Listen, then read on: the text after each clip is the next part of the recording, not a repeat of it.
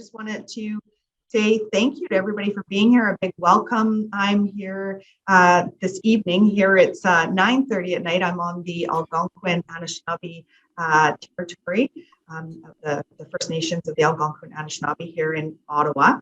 And I'm excited to be here with each of you to talk about the importance of protecting wild salmon, as well as the impacts of open net pen fish farms on our marine ecosystems, as well as our coastal communities and our First Nations. And so I'm so happy to open up this platform and to have a discussion with our amazing, great experts in the field that are here today, and to open up some dialogue with you to be able to ask questions as well.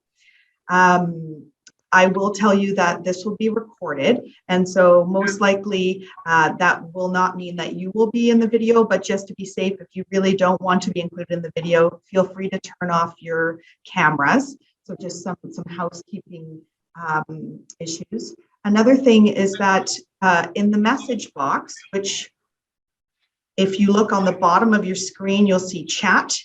In there, you will find a link, and in that link, you will be able to submit questions that you have. Mark has just popped them in there. That's a really great way for us to be able to keep track of the questions. If we don't get to them all this evening because we only have an hour, we're happy to do a follow-up and make sure that we get you those answers. And so please feel free to pop questions into that document. You can also put them into the chat bar directly, but that document is the easiest way for us. So just a heads up. I want to make sure after we are done our town hall this evening, we will have the link to be able to watch it at a later time. So if you have to pop out early, or if you want to share any of this information with anybody else, we'll have a link on my social media that you can share with others and spread this information. And that my access to my social media will be also included in the chat at some point by Mark or Marika. And so first, I just wanted to, sort of set the stage a little bit here. We know that wild salmon are facing a crisis. We're seeing staggering returns year after year. This salmon crisis is threatening our marine ecosystem and countless other species in coastal communities. We know that First Nations communities are also defined by salmon. And I know our speaker, Bob Chamberlin, can share more with us around that, but we know that salmon are key to Indigenous nations, not only for food, but also integrated into every aspect of life, including language, traditions, and culture.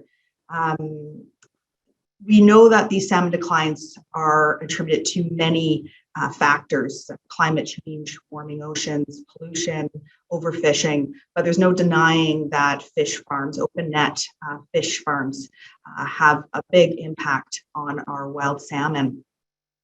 Unfortunately, over the years, we've seen, and this is something that we've been talking about quite at length, we've seen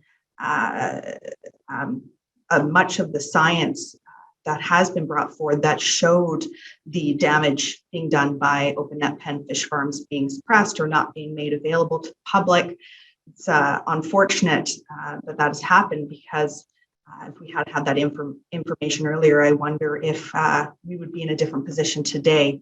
Regardless, we have seen some positive steps in the right direction. We had an announcement that came out today that I'm sure many of you have seen, with the government moving in the right direction. And so it is very timely that we are having this discussion to be able to keep the momentum going, to ensure that there is discussions around the importance of getting these open net pen fish farms out of the waters, and hearing from those who are on the ground and see firsthand what's happening. I realized before I introduced our speakers here this evening that I didn't introduce myself, and I just started talking.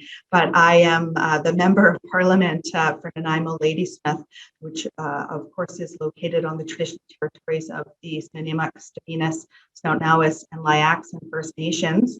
And I also am the NDP critic for Fisheries, Oceans, and Coast Guard, and have been very passionately speaking to the importance of us getting these open net pen fish farms out of the waters. This is something that was important to me prior to being elected. And so I'm just excited to open up this platform for those who have been doing this work for much, much longer than I have to be here this evening.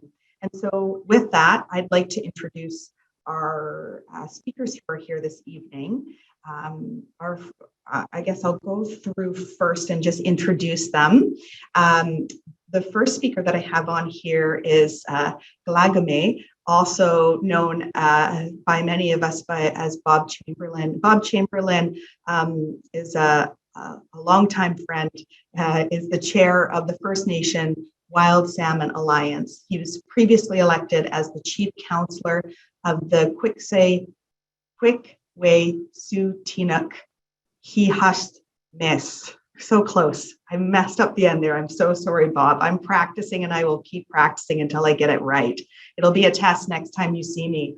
But he was the chief counselor of this First Nation and helped to implement the United Nations declarations on the rights of Indigenous people in the Broughton Fish Farms Letter of Understanding with the BC government. And Bob is a longtime advocate for wild salmon protection and restoration. And I don't know if everybody wants to perhaps give some silent applause for Bob being here today. We can't hear any of you, but I want Bob to feel the love in the room. I also have with us today Bonny Glambeck, who is the campaign's director of Clayoquot Action, a lifelong activist. Bonny moved to Tofino in 1988 and joined the fledgling rainforest movement. Her work culminated as the action coordinator of the 1993 Clayoquot summer protests. Bonny is an avid naturalist and expedition kayaker and has lived off the grid in the heart of Clayoquot Sound for 30 years. And a very beautiful location there, that's for sure. If we can give Bonny some applause as well. Excited for you to be here, Bonny. And as well, we have Alexandra Morton. Alexandra was studying orca in remote I always mess this up, archipelago, when the salmon farming industry arrived. As the impact of the industry grew, Morton founded the Salmon Coast Field Station to measure the damage. She took the industry and government to court successfully, repeatedly, tested hundreds of farm salmon in supermarkets, engaged in activism, wrote the national bestseller, Not on My Watch, and engaged in government-led evaluations of the industry. Alexandra Morton is currently a science advisor to the Namgis First Nations. So applause for Alexandra being here. Of course, there's much more beyond what I've just said in the work that they have been doing, but wanted to give a quick snapshot. And I thought before we went to questions, I wanted to open up an opportunity for each of the speakers to just share about 5 minutes or under some of the things that they feel is important to them for us to talk about tonight. And perhaps we'll start with you, Bob. There we are. First, I want to thank Lice Marie Barron for bringing us all together tonight. Starting with the most recent developments, I think people need to understand is as it is right now, DFO has 9 science papers that they brought out in September of 2020 in response to the Cohen Commission. And what those papers said is there is less than minimal risk or minimal harm to Fraser salmon. But that came out of the Canadian Scientific Advisory Secretariat, which is housed within DFO. And I'm aware of the process as we examined it in great detail during the Discovery Islands consultation. And we're able to identify that this supposed peer review process is very heavily populated with industry, which is the fish farm companies and associations that support the industry. And I was very troubled when we posed that question to Jay Parsons in DFO, and he tried to give us a 3-minute non-answer. And I interrupted him and said the answer is either yes or no. And so the answer was yes. So from the day the science arrives to the process, they're all involved in developing in terms of reference, who's going to review the science paper, who's going to develop the report, which will be then assessed by a group of other handpicked people. And this should be troubling to all Canadians, regardless of whatever the topic may be, to have industry unduly influence the outcome and become their own regulators, essentially. And in the Standing Committee on Fisheries and Oceans meetings in the past 2 months, there has been testimony from myself, from a colleague, Sean Jones, 2 people from Pacific Salmon Foundation, Brian Riddell and Andrew Bateman, as well as a professor from the University of British Columbia, Gideon Mordecai. And we've all taken great issue with the imbalance and clear lack of objectivity in terms of that science review process. Many First Nations, I'm talking to leaders across the province all the time. They're all well aware of this. We've had presentations from Gideon Mordecai and at the Union of BC Indian Chiefs Chief Council. And they completely exposed the fallacy that is that peer review process. And they reported that out from a place of great undisputable knowledge, as they were part of 4 of those 9 science paper reviews. So when you consider that, and that's what DFO is currently standing on, they have no footing at all to be able to say that this is of no harm to salmon. The science has been cooked. And so I look to people such as Gideon Mordecai and Andrew Bateman and Alexandra Morton and others for the science that's gone through a more rigorous international peer review. In the consultation process, we learned that Fraser salmon, specifically Chinook and coho, stay within Discovery Islands, not just during the identified outmigration time of the end of February till the end of June, but they're known to stay there well into the fall. And so they're exposed to there's been science that has shown that there's a great discharge of disease pathogen in that particular area. So in my mind, that means it's going on at every fish farm. And the sea lice counts have been just abominable, to be fair. And this is reported by industry as well. And when you look at things like the condition of license that is supposed to safeguard wild salmon, we learned that the DFO does not monitor sea lice on outmigrating wild salmon. They take the industry at face value on what their counts are. So in my mind, there is absolutely no reason that the department should be able to stand up and say there is not a risk to salmon, all species, not just sockeye. And I want everyone to know that the work we've accomplished with Wild First and the First Nation Wild Salmon Alliance identified over 100 First Nations that support the transition of fish farms out of the ocean. This is 10 to 1 in terms of the First Nations that are supportive of the industry. So when we think about it, the migration of wild salmon, the impacts from this industry are felt well up into the very headwaters of the Fraser River. The entire backbone of British Columbia is a threat and loss of nutrient introduction to watersheds, food for animals. Certainly Aboriginal rights are infringed with every little salmon that dies. That's a fish that potentially could have made it back to feed one of the First Nations that have constitutionally protected rights. And so I've advanced to the government on many, many occasions that rights are greater than privilege. And having a fish farm license is a privilege like any other fisheries license. Aboriginal rights are inherent in nature, identified by the highest courts in the land and supported by the Constitution. So I'm very pleased with the transition that's been announced today. And I'm looking forward to seeing many First Nations across the province participate, not just site-specific where the fish farms are. I didn't time myself. I think that was 4.5 minutes. So I think I'll stop right there. You're right, Bob. Thank you. It doesn't have to be right dead on 5 minutes, but you are right around there. That was perfect. Thank you so much. Thank you for sharing.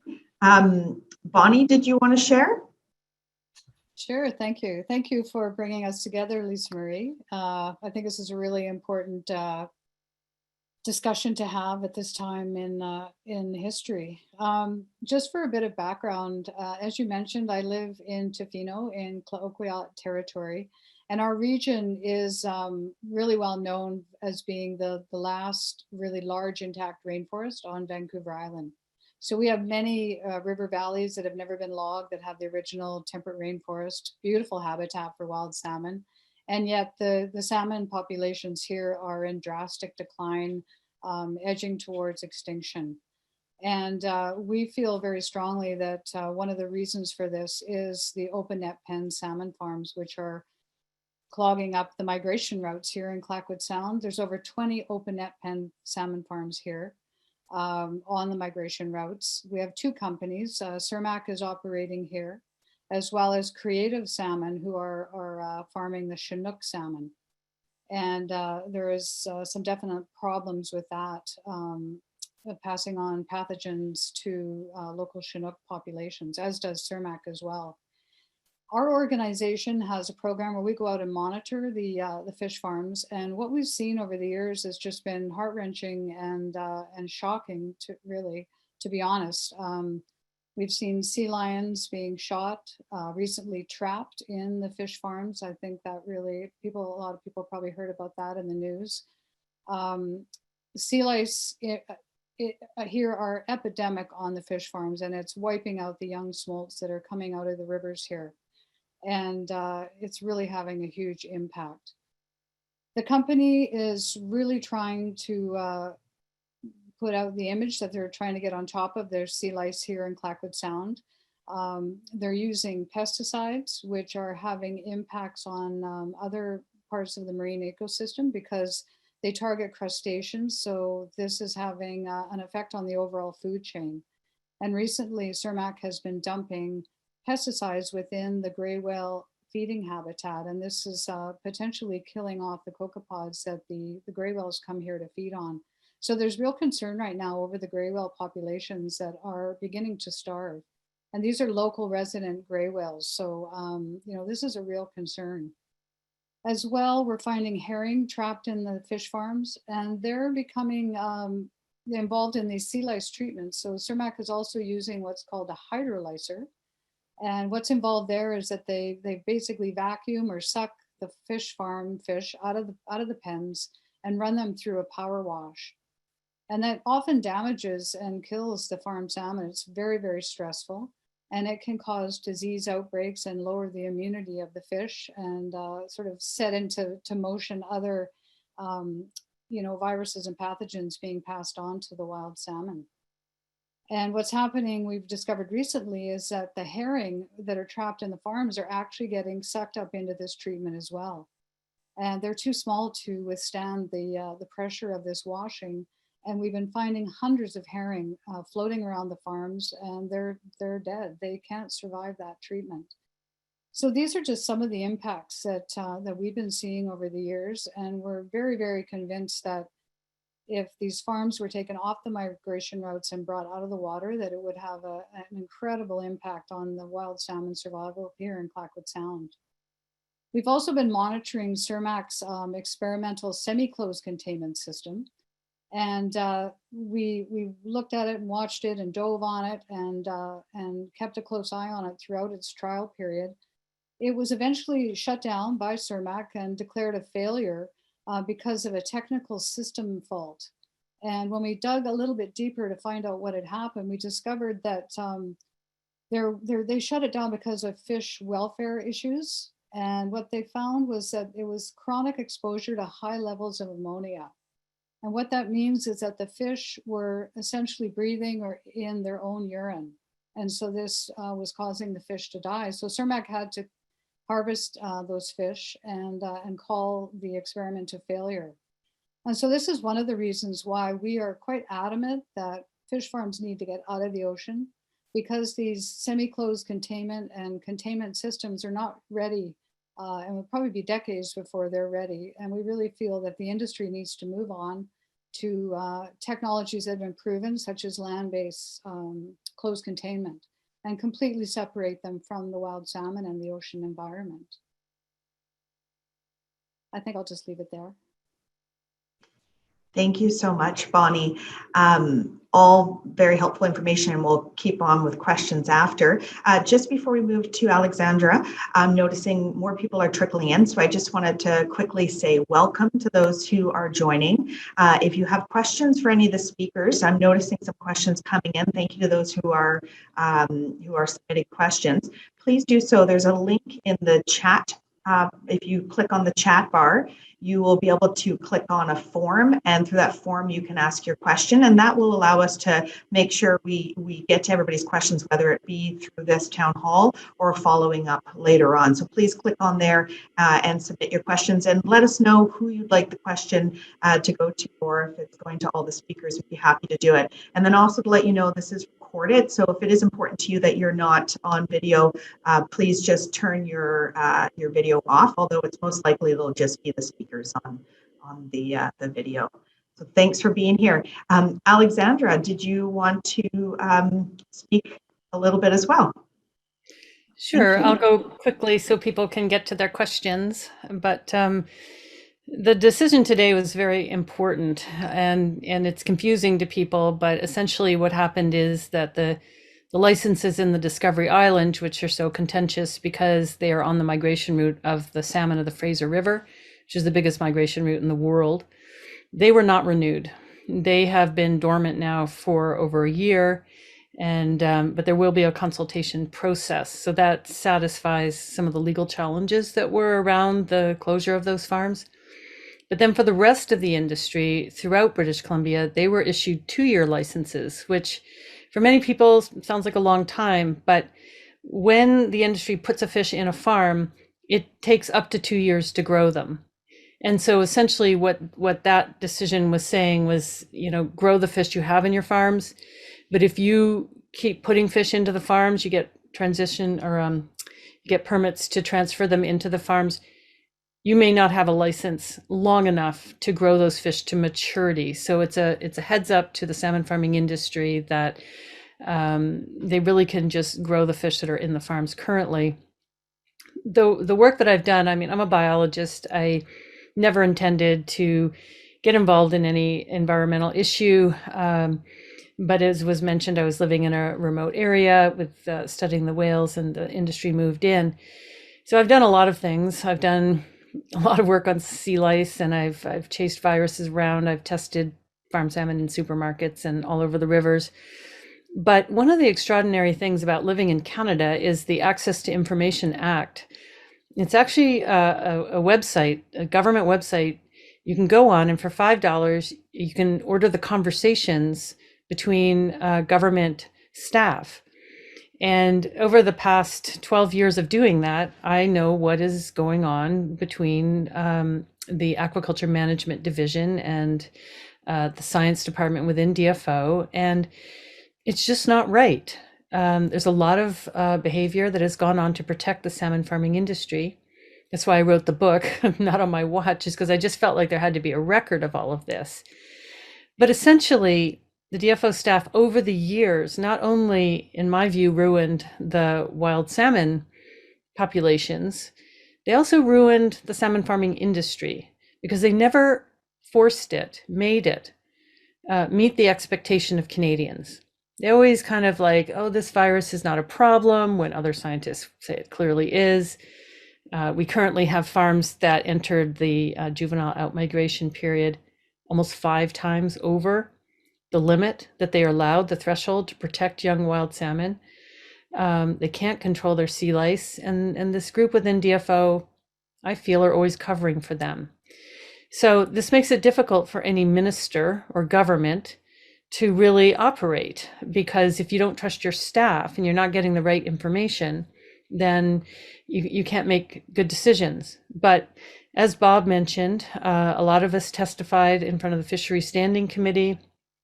There's a lot of brave scientists who are speaking out about this. The salmon farming industry is not friendly to scientists who speak out about its impacts. In fact, they're quite hostile. And so it takes a certain amount of bravery because it can impact your potential employment and advancement. So the decision today is the result of so many people from so many backgrounds, from environmentalists to First Nation leaders, the government itself. It is just too numerous to mention. Just citizens writing to government and helping all of us, Bonnie and myself, in our work. So it's a moment. It's an important moment because governments have to start making decisions that are unpopular with corporate interests.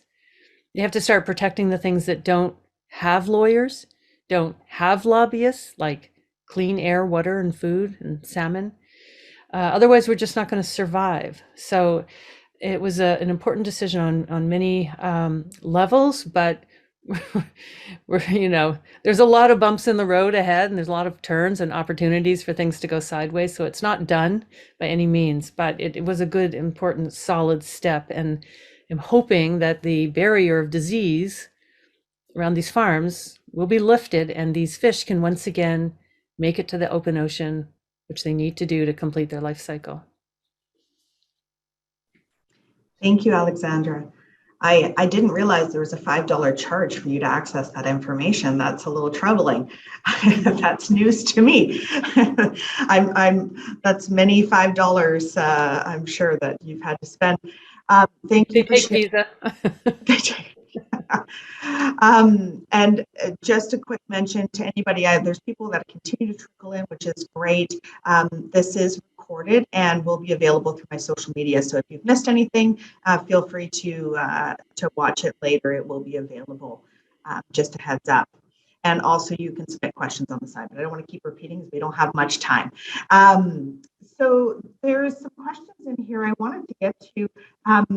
Now, we put together this town hall is very important, but it also aligned quite nicely with the announcement that came out by the government. And I appreciate, Alexandra, that you had mentioned your thoughts on the announcement today, and actually just wanted to definitely not make this the focus of our time here today, but it is important, I think, and top of mind for people to hear thoughts around that announcement. And so just clarify for anybody who's wondering, there was an announcement today that all fish farm licenses have been renewed for 2 years, will be renewed for 2 years. This is down from normally there's 6 years renewals that happen, and now it'll be 2.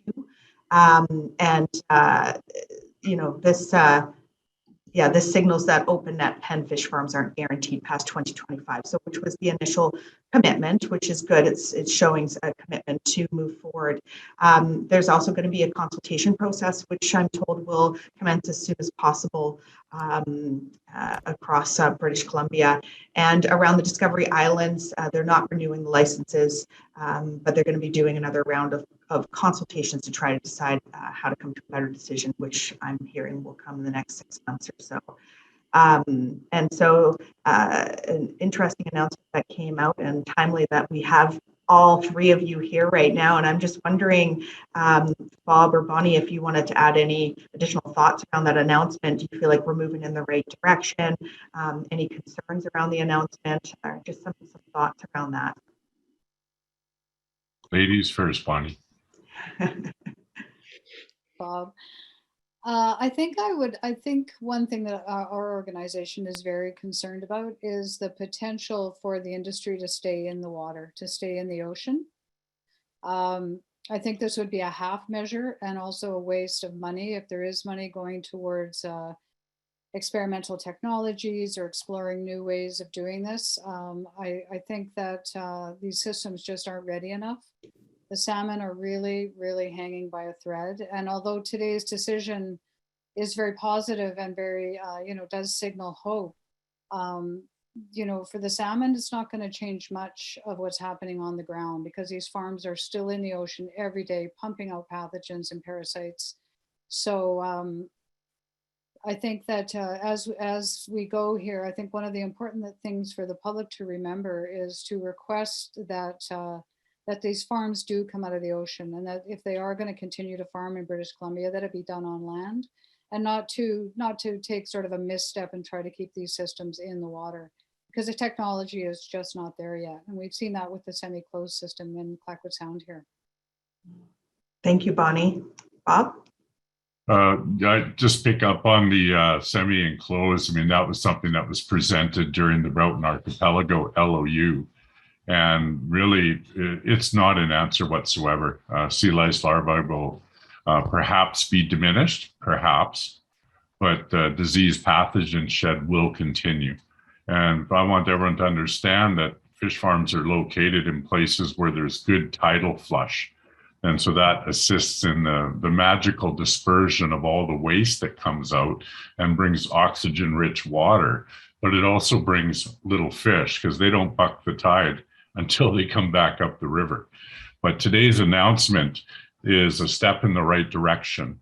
For me, it's about the government, or we have a government that is actually paying attention to the vast majority of British Columbians. And I mentioned earlier about consultation. So when the Crown is making a decision, and in this case, if we're talking about fish farm licenses, the potential to infringe on Aboriginal rights triggers a duty to consult. And so what's happened to date is the DFO has only consulted with First Nations whose territories the fish farms are located in. But the Discovery Islands, there is not, that I knew of or know of, that there was one river with salmon across from a fish farm. So the whole process was based upon migratory salmon. And so that must include the Fraser River Nations, because I've been told 90% of the fish from the Fraser, all species, travel up the east coast of Vancouver Island. So with this transition planning going to go on for a year and some resourcing that's been made available in the past 3 weeks or a month, I posed the question, does that mean First Nations that do not have fish farms in their territories, but have salmon that emanate from their lands would be eligible? And the answer was yes. So we're going to finally see a table where First Nations that are affected, but far removed from the location of a fish farm, are going to be able to express what they wish to see to ensure food security. And so that's one thing that I do like about this transition planning. I wish it was a little tighter timeline, because there's not one healthy and abundant wild salmon run across British Columbia. And we've been watching that demise for a generation. And it's, we either do something now, or we cherish the pictures of us catching fish with our uncles and our grandfathers and wish we could do that with our grandchildren, because it's at that critical point now. And I'm not being dramatic. When I think of very low numbers returning to the rivers, that means very low numbers of eggs being laid, which means very low numbers of smolts leaving the river. And when only 1% or 2% of those smolts make it back, just looking at math, you can see that we are on a severe downward spiral towards extinction. And this is, it's unacceptable to me that somebody who I'll never meet's grandmother cannot have fish like her she's always had in her entire life, or exercise the traditions that have been the basis of First Nations people. But it's not just First Nations people. How many of us have gone fishing with our uncle and our grandfather? Right? I mean, that was a great cherished experience, especially if you got a fish. But we want to see that being available to all British Columbians. Thank you, Bob. Alexandra, did you have anything that you wanted to add? Because I didn't actually give you an opportunity to answer that question. No, I mean, if there's some questions that the public has, I'd love to give them the opportunity. Sure, that's great. Thanks, Alexandra. This question here is from James, and it's to Bob, but again, if anybody else would like to answer, please let me know. But it's asking Bob if you're seeing any positive progressive movement from the fish industry. From the fish, like commercial fish industry, or the fish farm industry? See, here's a glitch in our system. Okay. Maybe answer for both, because I can't ask the person who posed the question. Well, I apologize. First, looking at the commercial fishing industry, that industry, I used to be a commercial fisherman back when I was young, and that's some time ago. And that has diminished. And that is another tradition that British Columbians have. And so there has not been very much at all in terms of commercial fishing opportunities. In terms of the fish farm industry, have they done anything progressive? No, they have not. They have systematically misled British Columbians and Canadians about science. And I think that that bears itself out with the privacy commissioner directing DFO to release science that they have hidden for over 10 years because it was unfriendly to their operations. And so when I see an industry that is not bringing its best understandings of impacts to the environment, I do not have respect for an industry partner that would do that, because they're exploiting our environment for their profit margins for people that do not live in this country by and large. Thanks, Bob. Not sure, Alexandra or Bonnie, if you wanted to add any comments to that question. No, Alexandra? Yeah, I mean, the fish farm industry is aggressive, and that has been their approach. And furthermore, they're brittle. They won't admit to any impact. And so as it becomes more and more obvious, and there's this phenomenal group of these young scientists using this genomic profiling science that basically allows the fish to talk to us by taking a tiny non-lethal clip of their gills. You can read their immune systems and see, you know, as they migrate, you can see where they're running into heat problems or disease problems. And these fish are just lighting up around the salmon farms due to the virus PRV and this bacteria Tenacibaculum that causes mouth rot in Atlantic salmon. The salmon farming industry is just rigid that this is not happening. The sea lice, you know, they'll say they have an average of 3.02, but when DFO does an audit, they have 5 times more.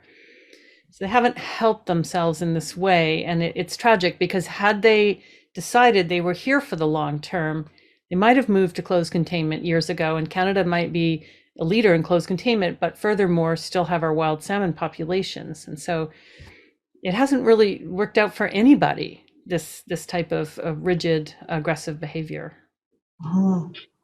Alexandra, it just reminds me of some of the information that you were discussing before around when there's mortality events on the farms, and the lack of access for DFO into the farms. I'm wondering if you can expand a little bit on that while you're on the topic. Yeah, so quite incredibly, when there's a die-off of farm salmon, the DFO staff are not allowed to go to the farm to sample those fish. And as I understand it, the reason is they don't want the DFO officers spreading the disease from farm to farm. But that's easily handled. The industry has their own people on the farms. They clearly have protocols that they feel are acceptable. And so DFO should be on them.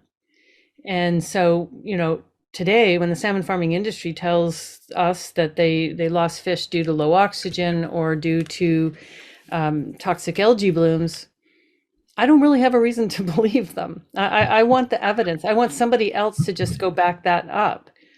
When I read DFO emails, it's horrendous. There was an outbreak of something that was causing fish to die at Dixon Island in Clayoquot Sound, and the industry wanted to transfer these fish, and so tests were done, and the DFO scientists were even saying, boy, we should, what is this? We should test this. We should figure this out. And it just got glossed over, and they were transferred, and the fish kept dying. And so it just needs to get out of the water. I just need to get this over with, because the industry itself is going to be impacted by these pathogens, which when you put pathogens in a feedlot, you make them different. The rules change. In the wild, viruses want to stay benign because they want to live on their hosts.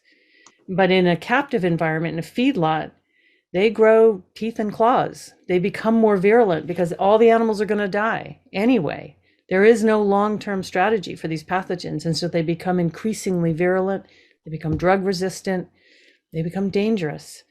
And so the sooner this thing gets out of the water, the better for everybody, because we won't get a different aquaculture system as long as the cheap and dirty is permitted in these waters. Thank you, Alexandra. We have a question. Sorry, go ahead, Bonnie. Just, to follow up on Alexandra's comments about the aggressive nature of this industry, and them being so out of step with what the public wants and what our government is looking to do. Cermak here in Clackwood Sound is applying to expand their production. They're trying to expand the cage arrays within 5 of their farms here in Clackwood Sound. And the production increase would be the equivalent of 1.5 new farms. But that, because of the way that they're doing it, just by adding production to existing facilities, there will be no public input process. And so this expansion is not going to be affected by today's decision. So we're quite concerned that Cermak is not taking signals from the minister on what she's expecting to move forward and see happen with this industry. Thank you, Bonnie. Bonnie, when I come back to you again, is there a way of moving your microphone a little closer to you? I'm just noticing you're a little quiet on my end. Maybe it's not the case with others, but that would be helpful. Thank you. But I think everybody caught what you said. Thank you very much. We have more questions that are coming in. One is general, so maybe I'll put it out there and see who wants to comment. But Edie is asking about a final date that fish farms are going to be taking out of the ocean. So referring to the announcement. But the comment made after is because 2 years from now, the salmon are going to be 2 years closer to extinction. So I'm wondering if anybody wants to share their thoughts around that question and comment posed by Edie. Bob, go ahead. Yep, I'll take it right now. Thank you, Edie, for the question. With the transition planning going to take 1 year and period of time they're talking, I believe it's, I've forgotten the date now already, 2 years. And the part that gives me a little bit of a glimmer of hope is the fact that the Discovery Islands fish farms are not renewed. And it's such a critical juncture. And one of the reasons I've learned is because the Salish Sea has gotten warmer. No big surprise. But what it does is it stresses the fish to the point where they're even more susceptible to disease and pathogens.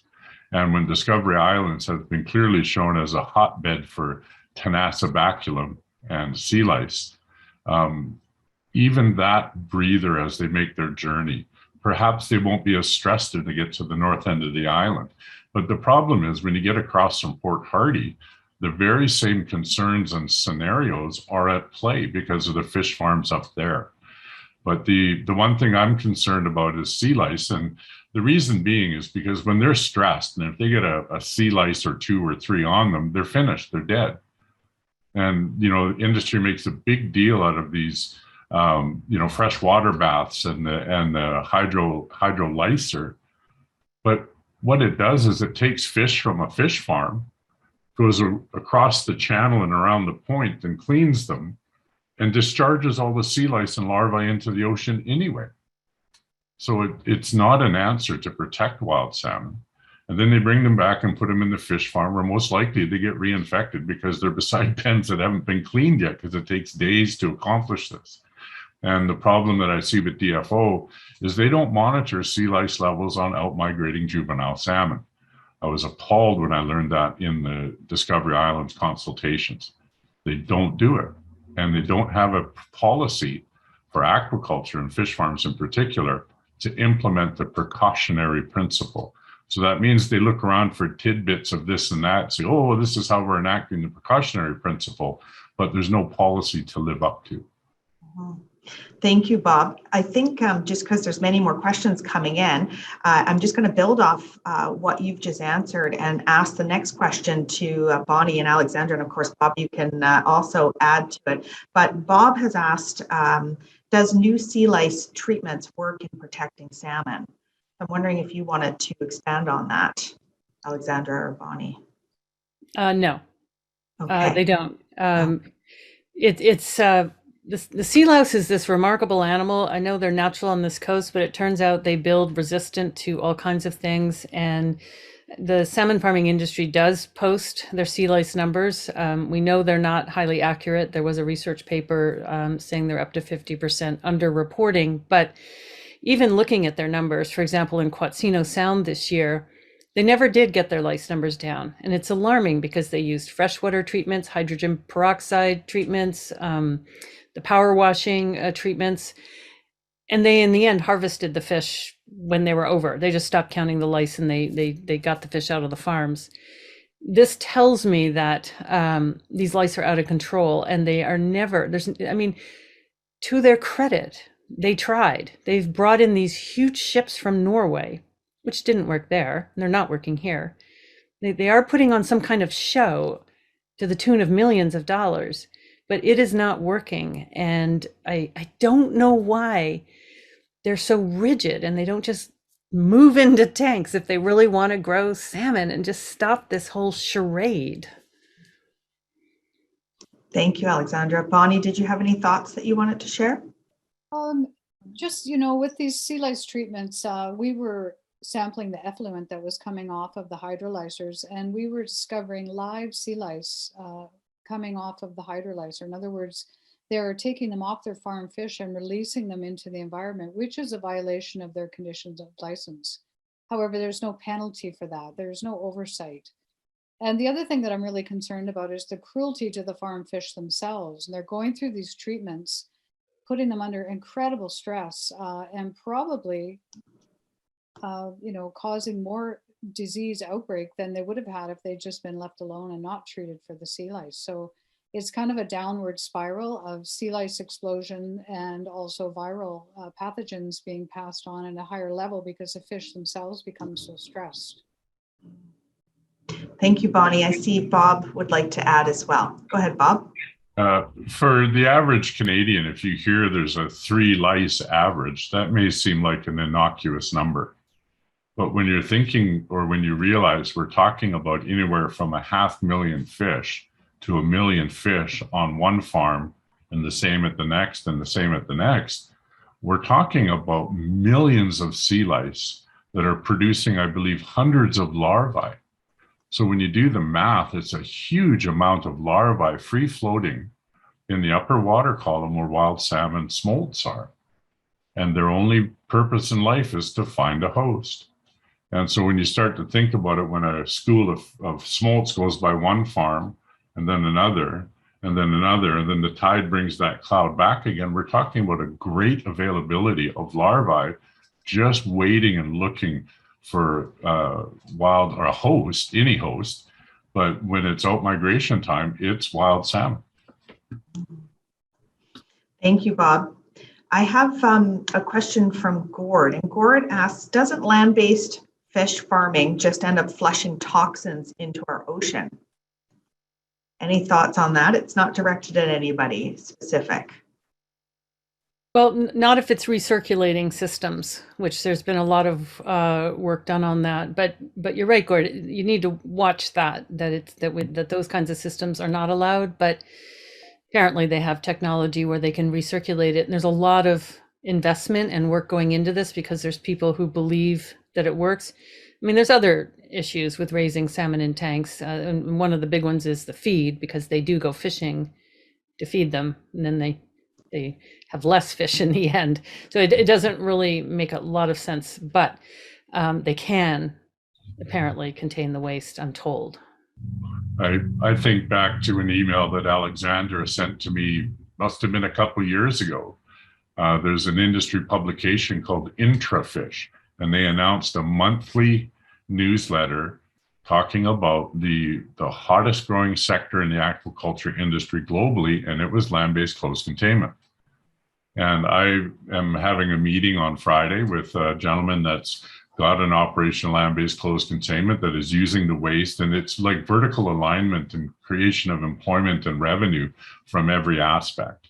And so this is something I'm very keen. He wants to have a number of First Nations go and see his operations and want to expand. I was grateful to learn that this gentleman actually had a meeting with the Minister of DFO. So I'm hoping that this is the beginning. This is the path to get these farms out of the ocean, let wild salmon return and provide for everyone that relies upon them, and still save an aquaculture industry that is going to transition like is occurring around the world. Thank you, Bob. I have had a couple of requests, people asking for a map of Discovery Islands and a little bit more information what that looks like. If one of my staff members have it handy and can put the link in the chat, that'd be great. But if not, please feel free to submit this question through the forums option, because in there it asks for your email, and we'd be happy to send it your way. And also we can make it available on social media as well. So that's a good question. There's been a couple of people asking about that. Listen, one Yes. about Discovery Islands, Yeah. and this was verified in a DFO and provincial government supported marine action plan, is that the waters in and around Discovery Islands, and specifically Okasolo Channel, where fish farms were once located and a prime out-migration and playground for Chinook and coho, it is categorized as highly stratified water in the entire region. And so that means that the water stays in its own layers. And so when there's sea lice in the upper water column, it stays there. Where are the wild salmon smolts? In the upper water column. And so there's so many things to consider. And you can make people's eyes gloss over really quickly, as Alexandra and Bonnie and I have done in the past, to try and explain the complex nature of the impacts and why this should be very unacceptable to all Canadians. Thank you, Bob. Dale is asking, are the pathogens that we're talking about today harmful for people? That's a good question, Dale. I don't think anybody's really looked into it. Hopefully not. And in general, people think that a pathogen in a fish, in a cold-blooded animal, is not going to survive in a warm-blooded animal. But honestly, there's no work being done on it. So probably not. But I don't really know, and I haven't seen anybody who does know. Thank you, Alexandra. I also have another question from Dale asking if there are salmon fishing cooperatives being established in British Columbia. There's so little commercial fishing going on. I mean, I live in a fishing village, and the number of fish boats is just down to a handful. So I don't know, but it's not a big movement. One of the something that comes to mind for me is like what happened where I was born in Alert Bay, where it was a thriving fishing community where there was lots of seine boats, lots of gill netters, lots of trollers, and now it's pretty much an empty dock and no one is doing this anymore. And when I think about that in terms of food security, I think of the chief. I believe he was from the Lower Nicola that spoke at the Union of BC Indian Chiefs Council, where he stated they spent $750,000 to buy Alaskan salmon for his community's needs. Now, those are the kinds of numbers that the DFO or any government will never consider when they look at the economics, where they have to start paying attention to the infringement of Aboriginal rights, because what we're seeing now, our nation's spending vast amounts of money just to get the food that people have always had for their entire existence. And to me, that's just a great shame when we have constitutionally protected rights defined by the Supreme Court of Canada, two very fundamental pieces of democracy. Thank you, Bob. As expected, there's going to be too many questions for the amount of time that we had, so I'm trying to get through them as best as I can here. But somebody's asking about any changes that we may have seen in Discovery Islands, around Discovery Islands, with the absence of fish farms. Have we seen any resident fish-eating orca families returning? Have we been seeing any other changes in the area to the marine life surrounding Discovery Islands? Yeah, absolutely have. So I've been counting sea lice in that area since 2005, on and off. And the last 3 years are just startling. So in 2020, there were most of the fish, 99% of them had sea lice. There was extensive visual damage. And then last year, most of the farms were empty, but there was a few of them, and lice levels went down by 95%. And this year, I've looked at about 400 fish, and there's almost no lice. Like in 50 fish, I might see 2 lice. And the fish are beautiful. They're plump and energetic, and they have no scars. They have their skin is perfect. And the first wild salmon to go through there without the farms and come back will be the pink salmon that returned this year. And so I'm very curious what the pink returns will be for rivers south of the Discovery Islands. So the fish went through and then they're going to come back. And so it'll be Fraser River or, maybe the Campbell River area. But there were a lot of them and they were beautiful. So we're just starting to get that information, and a group of scientists, we're collaborating. Like this year, Clayoquot Sound had a lot of lice. The farms were out of control. They couldn't get them down. Broughton Archipelago, the lice were kept under control, but there were still some farms there. And the Discovery Islands, no farms. And so we really are seeing the difference. Basically, the short story is you just got to get rid of all of them. If you want to boost wild salmon survival to the point that is required right now to try to bring these fish back, to rescue their DNA and allow them to rebuild their numbers. Thank you, Alexandra. I'm looking at the time and I'm seeing that it's 10:29 my time. It's not that your time. It's 7:29 your time.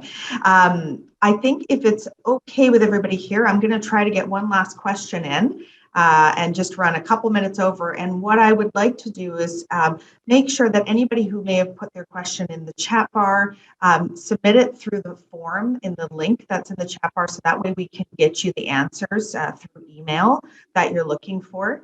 But I'm going to ask one last question here. Nancy's asking, what power does the Norwegian fish farm industry have over the Liberal government and the DFO? What are the changes in practice to land-based fish farms so slow? Why are the changes, in practice to land-based fish farms so slow in being implemented? So any final thoughts in addition to that question? It's a big question, I realize, but any thoughts on that would be great. Well, it's not just the Liberals. It was the Conservatives before, and whoever was running things in the, in the late 80s. It's a good question, and it's kind of a mystery. I don't know if you have any thoughts on it, Bob, but I've always thought it traces back to Norway and some kind of relationship with Canada, because I wonder. I remember reading in the past year where Norwegian oil and gas had divested from the tar sands. And so that made me wonder, is that the connection? Because I've often wondered the same thing. But I know when we traveled to Norway and we spoke with a lady that was the CEO for Marine Harvest, her name was Åsa, I think was her first name. Åsa Michelet. Thank you. And, I explained to her that her country, the Norwegians, supported the UN Declaration on Rights of Indigenous People. And I said, well, I'm here to let you know our people don't give you consent. And what are you going to do to live up to that? And her answer was, I took it as smug, that we do what your country allows us to do. And that told me that they were not bringing their best understanding of their operations and the impacts. And how can that be anything other than exploitive and predatory? I can't see it as any other way. Yeah, and just to add, in 1991, a member of the Norwegian Parliament wrote to the Senate in Canada and said, the fish farmers in Norway said they wanted bigger farms. We said no. And they said, we can go to Canada and we'll do what we like.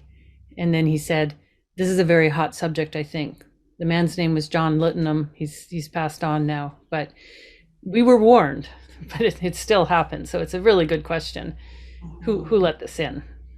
The only thing I would add to this mystery is the pharmaceutical companies. When we started looking into the drugs that are being used on the farms, the pesticide companies, and also the feed companies. These are huge, huge corporations, and I think with incredible lobbying power. So there may be, there may be a bit of a clue there as well. Thank you very much. I feel like we could have multiple series of these town halls to cover all the different areas. We didn't touch on the impacts on communities, what a transition plan, any thoughts on what a transition plan would look like. But clearly there's going to be a lot of movement happening over the next few years with this announcement. At least I'm optimistic that there's going to be a lot of movement happening, and I will definitely keep putting pressure on for that movement and commitment to occur.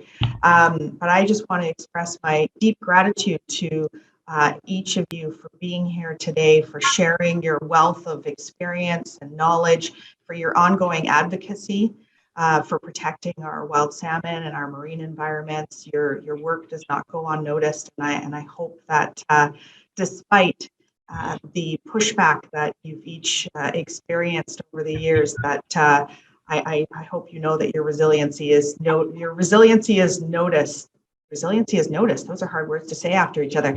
I hope that this work continues. I appreciate everybody being here today, and wanted to just offer some final words for each of you before we tie it up. Go ahead, Bob. No, ladies first, please. Okay. Alexandra, any final words before we end our town hall this evening? I wish the fish farmer workers well through this transition. They are really caught in the crosshairs, and I know we are in a job-rich market in Vancouver Island, and I hope that they can find employment. But this just has to end. It is not honest. It is not good for us, and we learned. At first, it sounded like a great idea, but it's just not. So I hope that we can stabilize and bring our wild salmon back and find employment for these people. Thank you, Alexandra. I will say that's something that I've been pushing for as well, is ensuring that the government is looking at a transition plan that is not leaving workers behind, First Nations. There's so many that are impacted by these decisions. We know we need to get these open net fish farms out of the water. And how do we do that in a way that ensures that communities are not negatively impacted and workers are not negatively impacted. So I appreciate you mentioning that. We need to be moving in the right direction together to protect our marine environments. Appreciate that. Bonnie, any final thoughts? Yeah, I would. I just really like to thank everyone out there who has taken a stand on this issue. You know, we can do our advocacy, we can uncover the facts and whatnot, but 75% of British Columbians have expressed that they want these farms out of the ocean. And many people have written letters, attended rallies, occupied farms, done, made music videos, all kinds of things. And so I just really like to express my gratitude to those people for bringing us this far. And I know we're gonna move together, and we're gonna keep this transition happening until these farms are out of the ocean. Thank you so much, Bonnie. Every time each of you speak, I think of something else I wish I had said earlier. And I absolutely agree with you. There's so many others that have also been doing this work who aren't here today. And I'm, as the critic in this area, I will tell you, I am getting an immense amount of emails coming my way asking to push to get these open net fish farms out of our waters with deep concern. So I also want to acknowledge that. Thank you so much, Bonnie. And Bob? I just would like to, I see my brother Robert Mountain is on this call, and thank him for all the years of tireless work he did at the genesis of this fight to protect wild salmon. I want to acknowledge Alexandra Morton for teaching me more than I ever thought I could remember. And Bonnie for the work that you're doing in Clayoquot, and for everyone that is standing up for wild salmon. I applaud you and I thank you, because that is where the strength, with the knowledge that whether it's violent curiosity or morbid fascination, we've got the details, but it's the support from British Columbians and First Nations that give us an opportunity to be able to speak what we've learned.